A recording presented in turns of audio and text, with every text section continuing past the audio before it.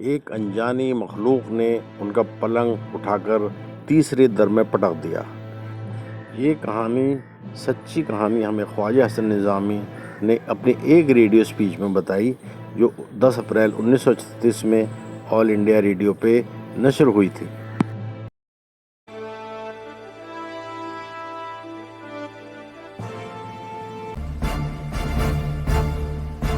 خواجہ صاحب سناتے ہیں کہ ان کی اماں کہتی تھی کہ ان کے والد یعنی میرے نانا بہادر شاہ ظفر کے بھائی مرزا جہانگیر سے ملنے الہ آباد گئے تھے۔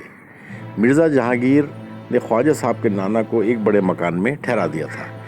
یاد رہے یہ وہی مرزا جہانگیر ہیں جنہوں نے ایک انگریز ریزیڈنٹ پہ ولی عہدی کے ایشو پر گولی چلا دی تھی۔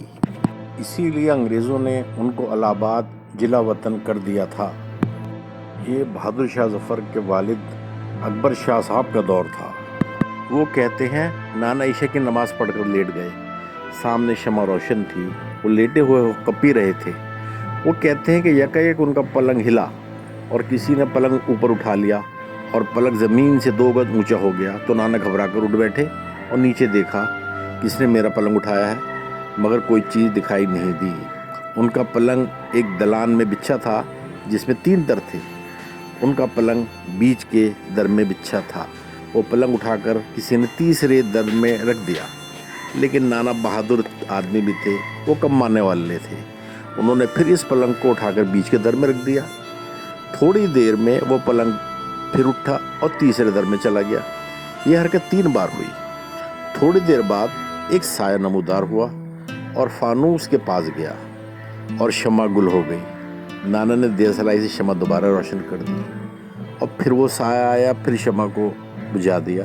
وہ خواجہ صاحب فرماتے ہیں تھوڑی دیر بعد ایک آدمی زینے سے اتر کر نیچے آیا اور بولا، سنو میاں غلام حسین، میں جن ہوں اور شمع کی روشنی سے مجھے تکلیف ہوتی ہے اور میں بیچ کے در میں نماز پڑھتا ہوں، لہٰذا تم اپنا پلنگ یہاں سے اٹھا لو۔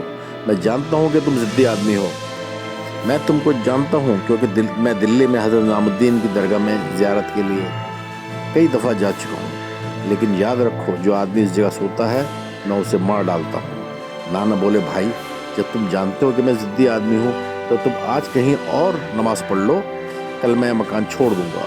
جب تک زندہ ہوں نہ تو شمع گل کروں گا اور نہ ہی پلنگ اٹھاؤں گا۔ یہ سن کر جن ہنسا اور بولا، اچھا بھائی ٹھیک ہے، آج رات میں کہیں اور نماز پڑھ لوں گا، اور وہ چلا گیا۔ یہ سب مرزا جہانگیر کے نوکروں کی شرارت تھی جس وجہ سے مجھے یہاں انہوں نے ٹھہرا دیا۔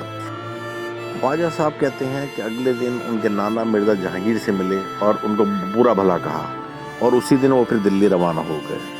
یوں یہ قصہ ختم ہوا۔ 1821 میں مرزا جہانگیر کی الہ آباد میں ڈیتھ ہو گئی تھی اور مرزا جہانگیر کا مزار دلی کے نظام الدین قبرستان میں ہے۔ یعنی یہ قصہ 1810 اور 1821 کے درمیان ہی ہوا ہوگا۔ دوستو، آپ کو خواجہ صاحب کی یہ کہانی کیسی لگی؟ اگر پسند آئے تو ہمارے چینل کو سبسکرائب کیجیے، ویڈیو لائک کیجیے اور شیئر کیجیے۔